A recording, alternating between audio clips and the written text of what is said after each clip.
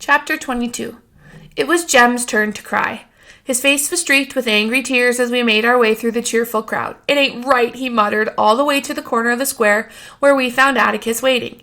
Atticus was standing under the streetlight looking as though nothing had happened. His vest was buttoned, his collar and tie were neatly in place, his watch chain glistened.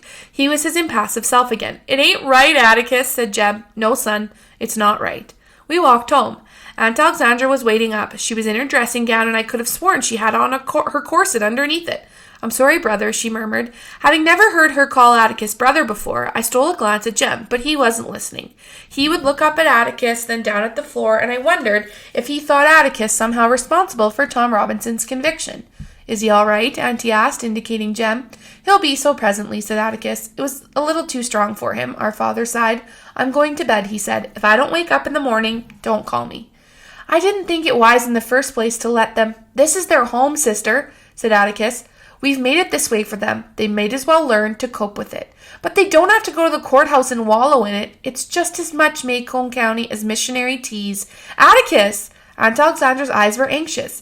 "You're the last person I thought would ever turn bitter over this." "I'm not bitter. Just tired. I'm going to bed."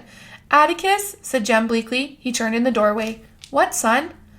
"How could they do it? How could they?" "I don't know, but they did it. They've done it before, they did it tonight, and they'll do it again. And when they do, it seems only children weep. Good night." But things are always better in the morning. Atticus rose at his usual ungodly hour and was in the living room behind the mobile register when we stumbled in.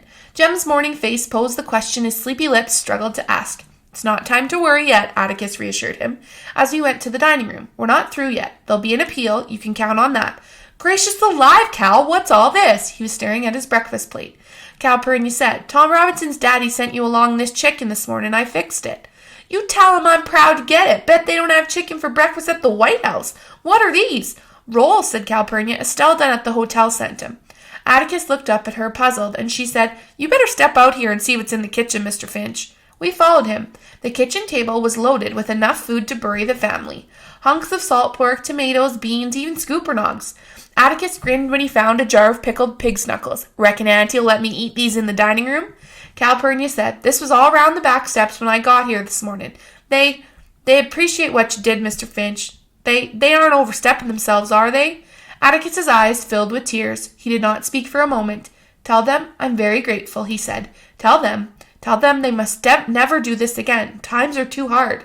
He left the kitchen, went in the dining room and excused himself to Aunt Alexandra, put on his hat, and went to town. We heard Dill step in the hallway, so Calpurnia left Atticus his uneaten breakfast on the table. Between rabbit bites, Dill told us of Miss Rachel's reaction to last night, which was, "If a man like Atticus Finch wants to butt his head against a stone wall, it's his head." "I'd have got her told," growled Dill, gnawing on a chicken leg. "But she didn't look much like telling this morning. Said she was up half the night wondering where I was. She said she'd had the sheriff after me, but he was at the hearing." "Dill, you've got to stop going off without telling her," said Jem. "It just aggravates her." Dill sighed patiently. "I told her till I was blue in the face where I was going. She's just seeing too many snakes in the closet. Bet that woman drinks a pint for breakfast every morning. Know she drinks 2 full glasses. Seen her." "Don't talk like that, Dill," said Aunt Alexandra. "It's not becoming to a child. It's cynical." "I ain't cynical, Miss Alexandra. Telling the truth's not cynical, is it?" "The way you tell it, it is." Jem's eyes flashed at her, but he said to Dill, "Let's go. You can take that runner with you." When we went to the front porch, Miss Stephanie Crawford was busy telling it to Miss Maudie Atkinson and Mr. Avery. They looked around at us and went on talking. Jem made a feral noise in his throat. I wished for a weapon. "I hate grown folks looking at you," said Dill. "Makes you feel like you done something." Miss Maudie yelled for Jem Finch to come there. Jem groaned and heaved himself up from the swing. "We'll go with you," Dill said. Miss Stephanie's nose quivered with curiosity. She wanted to know who gave us all permission to go to the court. She didn't see us at all, but it was all over town this morning that we were in the colored balcony. Did Atticus put us up there as some sort of... Wasn't it right close up with all those... Did Scout understand all the... Didn't it make us mad to see our daddy beat... Hush, Stephanie. Miss Maudie's diction was deadly. "I've not got all morning to pass on the porch. Jem Finch, I called to find out if you and your colleagues can eat some cake. Got up at 5 to make it, so you better say yes. Excuse us, Stephanie. Good morning, Mr. Avery."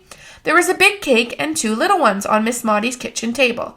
There should have been 3 little ones. It was not like Miss Maudie to forget Dill, and we must have shown it, but we understood when she cut from the big cake and gave the slice to Jem.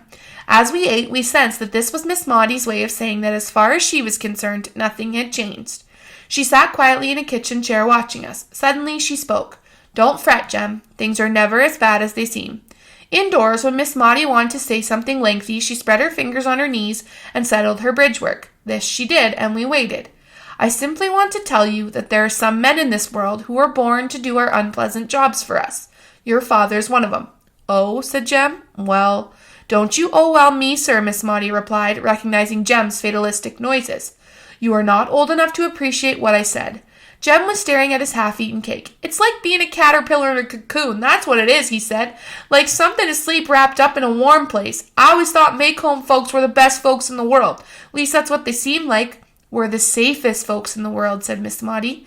"We're so rarely called on to be good Christians, but when we are, we've got men like Atticus to go for us."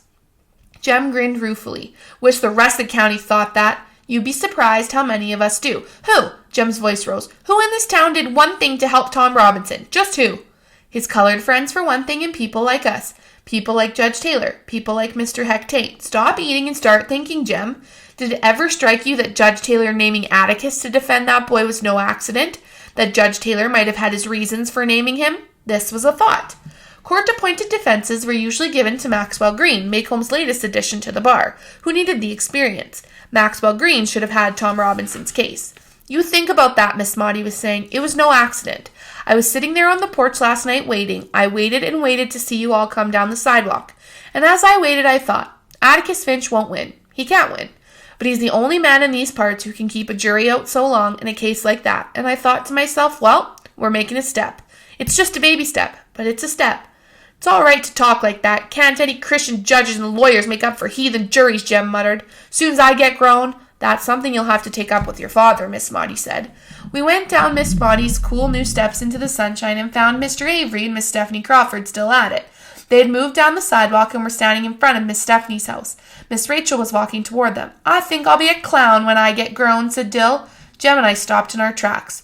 "Yes, sir, a clown," he said. "There ain't one thing in this world I can do about folks except laugh. So I'm going to join the circus and laugh my head off." "You got it backwards, Dill," said Jem. "Clowns are sad. It's folks that laugh at them." "Well, I'm going to be a new kind of clown. I'm going to stand in the middle of the ring and laugh at the folks. Just look yonder," he pointed. "Every one of 'em out there ought to be riding broomsticks. Aunt Rachel already does." Miss Stephanie and Miss Rachel were waving wildly at us in a way that did not give the lie to Dill's observation. "Oh, gosh," breathed Jem. "I reckon it'd be ugly not to see him." Something was wrong. Mr. Avery was red in the face from a sneezing spell and nearly blew us off the sidewalk when we came up. Miss Stephanie was trembling with excitement, and Miss Rachel caught Dill's shoulders. "You get on the backyard and stay there," he said. "There's a danger a-comin'." "What's the matter?" I asked. "Ain't you heard it? Yet it's all over town." At that moment, Aunt Alexandra came to the door and called us, but she was too late. It was Miss Stephanie's pleasure to tell us, this morning, Mr. Bob Ewell stopped Atticus on the post office corner, spat in his face, and told him he'd get him if it took the rest of his life.